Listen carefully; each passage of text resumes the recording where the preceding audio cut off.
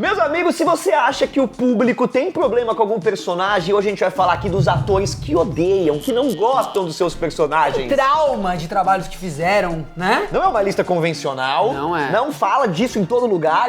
Só no Pipocando. Só no Pipocando. Vai uma aí, tia.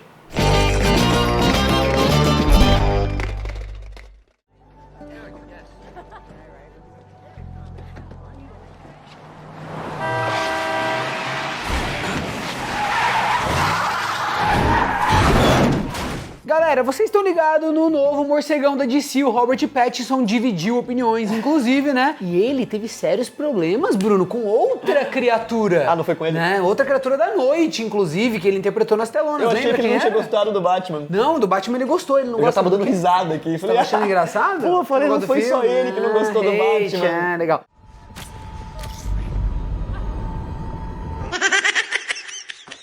Mas sabe de quem que ele não gostou mesmo? Do Edward Cullen, cara. Ninguém gostou do Edward Cullen. Não, muita gente gostou. Tô brincando. Tô brincando.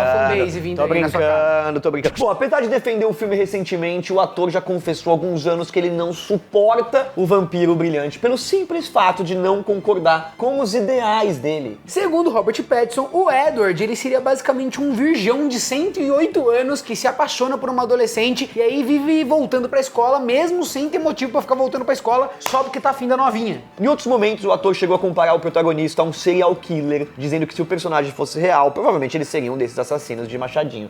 If Edward was not a fictional character, you just met him in reality, you know, he's one of those guys who'd be like an axe murderer. O mais louco é que o cara não parou por aí, ele já chegou a falar mal dos livros, dizendo que a história era uma fantasia sexual da Stephanie Meyer e ele não deveria ter lido porque não gostou da experiência. Não deveria ter se envolvido. Mas não, ele se envolvido ele deveria, que ele ganhou dinheiro, fama, sucesso, repercussão. Mas lido ele não queria ter lido. Não queria. Ou seja, apesar de ter zoado a Zoe Kravitz por não ter assistido aos filmes, a verdade é que o próprio Robert também não é o maior fã da franquia e tá mais pra um hater. Vocês não sabem, a Zoe Kravitz não assistiu os filmes de Crepúsculo, então só pra vocês entenderem mais ou menos. It's very almost heartbreaking because they don't want it to be over. Yeah. It's a little bittersweet, isn't it? For them.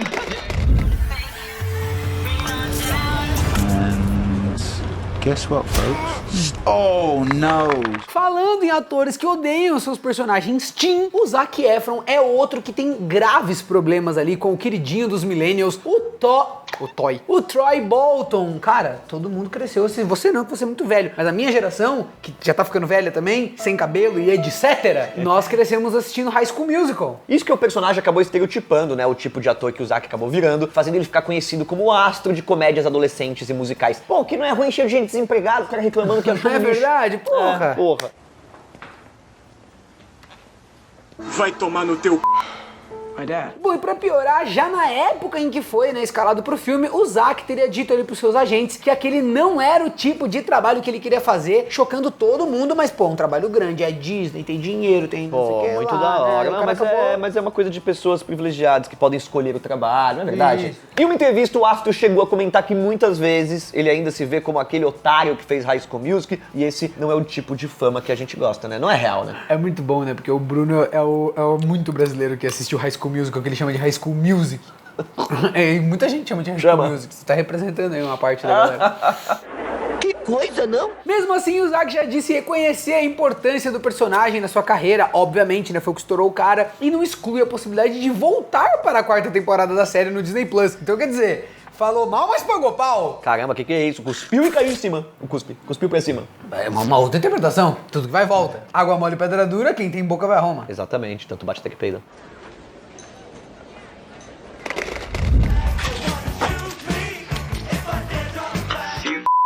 Apesar dos problemas da Catherine Haig com Grey's Anatomy, é verdade que a Izzy tá longe de ser a sua personagem mais odiada, sendo que esse troféu fica pra Alison, de Ligeiramente Grávidos. Pra começar, a atriz não tem um problema somente com a personagem dela, mas com o filme todo, por considerar ele extremamente machista, estereotipado. Isso tem acontecido muito, né? Eu acho que da virada dos anos 2000 pros anos 2010, muita gente que fez coisas ali meio nessa safra, depois acabou olhando os trabalhos que deram um período de muita transformação, a internet internet bombando, inclusão digital, todo mundo discutindo as coisas. Aí a galera, sabe, começou a ter contato com mais coisas, olhou as coisas que fez e falou, nossa, Envelheceu nada a ver, mal. os bagulho que eu falei. Segundo ela, galera, o filme prega a ideia de que homens são sujeitos divertidos, enquanto as mulheres são rígidas e mandonas e só ficam tranquilas depois de ter um filho. A atriz ainda confessou que teve dificuldades no set por não entender como que a sua personagem era tão chata, estraga prazer, enquanto os caras eram gente boa, eram legais. Aí fica a interpretação do público. É porque é um- Será que ela tá sendo muito... Não, é um filme, muito... é um filme merda.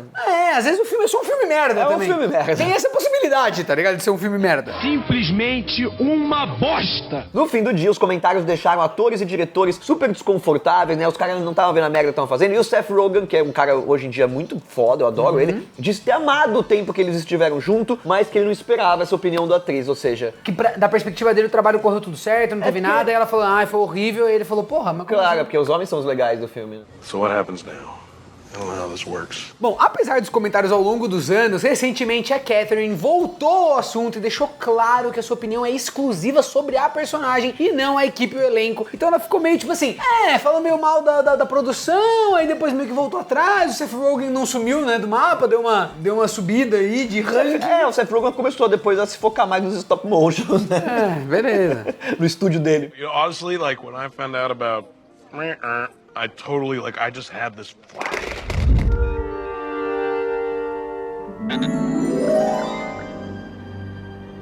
Hello there. O Obi-Wan Kenobi é sem dúvida um dos personagens mais amados da cultura pop, certeza. e o sucesso aí da sua nova série prova isso, uma legião de fãs que pararam pra conferir, porque é aquela cara de Disney, né, maravilhosa. Mas o ator, o Alec Guinness, né, que deu vida à versão mais velha, né, da personagem, não faz parte dessa legião e inclusive teve problemas com o George Lucas por conta disso. Segundo o ator, galera, o Jedi não faz sentido, principalmente graças à escrita do Jorginho, por ser boba e deixar o personagem completamente desinteressante. Let me see your identification.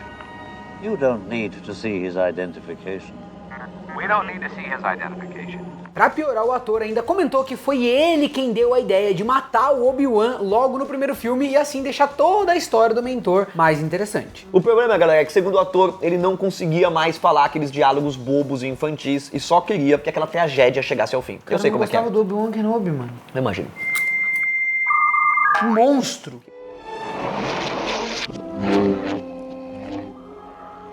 Caracas. Pra pregar o último prego no caixão do diretor, o Alec ainda disse que as filmagens foram entediantes e graças ao bom pai rápidas o suficiente para ele não precisar voltar ao set, ou seja, o cara odiou. Mas o George Lucas, galera, tem uma história diferente. Ele disse que todo esse ódio seria pelo ator estar insatisfeito com a morte do personagem, que só foi introduzida depois no roteiro. Tipo, você lê o roteiro e depois você descobre que você morre no meio, você vê, né? Talvez porque você seja insuportável. Talvez. That's pathetic. Now it's our turn. Gossip Girl sempre deu o que falar ali pelas tramas pesadas demais pro seu público adolescente, algo que inclusive incomodou na época a Blake Lively. Apesar do papel dela como Serena ter consolidado a carreira da atriz, a Blake falou numa entrevista como achava tanto a série quanto a sua personagem irresponsáveis. Ela não é tão serena assim, então, né, na hora de dar opinião. Não, nem um pouco.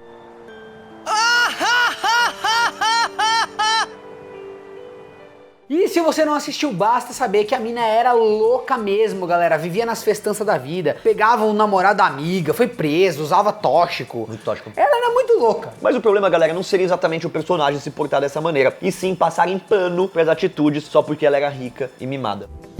I'm Chuck Bass. Pra piorar, a Blake disse que muitas pessoas esperavam, né, que ela fosse como a Serena, até por ter sido o rostinho da Patricinha aí por 6 temporadas, e isso sempre encheu o saco dela. É normal que os atores depois sofram um pouco com esse... Atores que fazem o mesmo personagem por muitos anos, vai no né? mercado depois. Exato, apanha na rua. Exatamente. Né? Enfim.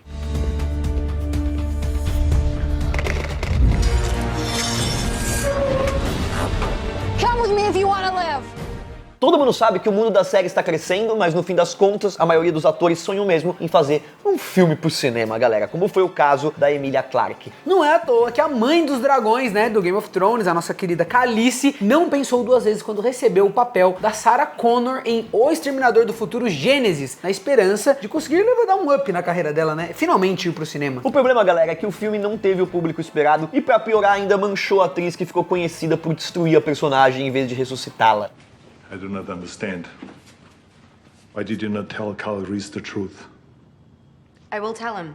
E segundo a Emília, ela não foi a única a ter uma experiência ruim, sendo que o diretor foi podado e não teve a liberdade criativa que ele esperava, resultando naquela tragédia que a gente assistiu no cinema. O cara no meio já toca o dane-se no meio do projeto. Exatamente. Não é à toa que o clima no set não foi um dos melhores, tô falando. E no fim, a quase rainha de Westeros se sentiu aliviada pelo fracasso, já que assim ela não vai precisar voltar pra gravar a sequência. Ou seja, que clima ruim, né? Tem trabalho que é ruim, cara. Às vezes um chefe chato deixa o trabalho ruim, um diretor chato deixa o trabalho ruim, um ator chato de um filme bom estraga o set, estraga o trabalho. Sabe como é isso? Eu não sei. Se me chamarem pra Hollywood eu vou saber, eu conto pra vocês. Tá bom.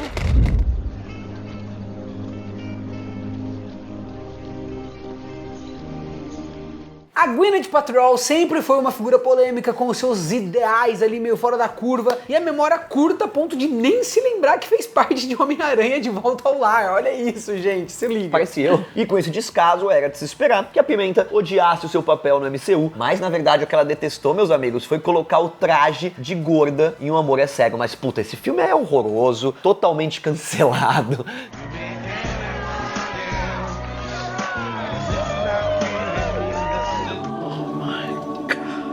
Segundo a atriz, ela precisou passar pelo lobby do hotel em que ela estava hospedada ali com o traje e todo mundo se recusava a olhar nos olhos dela por parecer obesa. Olha ela vai mas isso foi uma experiência foda. Bom, pra piorar, a galera ainda foi mal educada, principalmente em relação à breguice da personagem, já que a maioria das roupas não são feitas pra pessoa daquele tamanho. Ela disse ter se sentido humilhada e atualmente se arrepende de ter feito esse filme, principalmente pelas piadas gordofóbicas e a maneira rasa com que esse tema é tratado no filme. Coisa que eu concordo, esse filme ele é meio horroroso mesmo.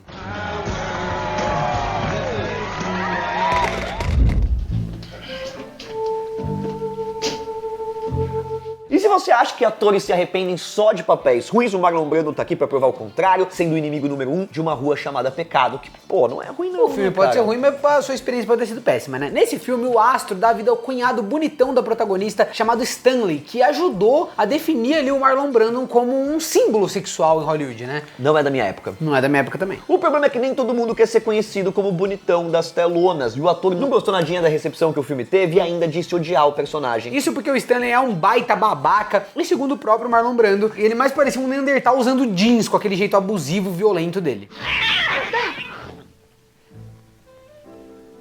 Not those cats. Bom, mas é importante deixar claro que o filme tá longe de ser ruim, e mesmo com todas essas críticas do ator, tanto ele quanto parte do elenco, direção, o filme também foi indicado ao Oscar. Tudo foi indicado ao Oscar. Então, às vezes é meio birra do cara. Tá reclamando de barriga cheia. Porque né, nem todo mundo quer ser sex symbol. Exatamente. Nem todo mundo queria quer ser visto como um ator sério, mas ele conseguiu superar isso depois. Deu tudo certo com o Marlon. Eu acho que sim. Ele teve uma vida branda, tranquila. Você fez a piada, Você ia fazer? beleza. Não, é o tipo de piada idiota que eu comecei a fazer agora. Eu ainda não cheguei nas de eu acho que eu não trintei ainda. Eu vou pedir pro chat GPT umas 10 piadas de pra gente fazer aqui. Nossa, piadas inteligentes sobre anos. Não pode, ele não faz. Ele não faz? Não faz. Como assim? Ele tem uma trava moral. Mas qual que é a trava moral de fazer Você pode ofender alguém.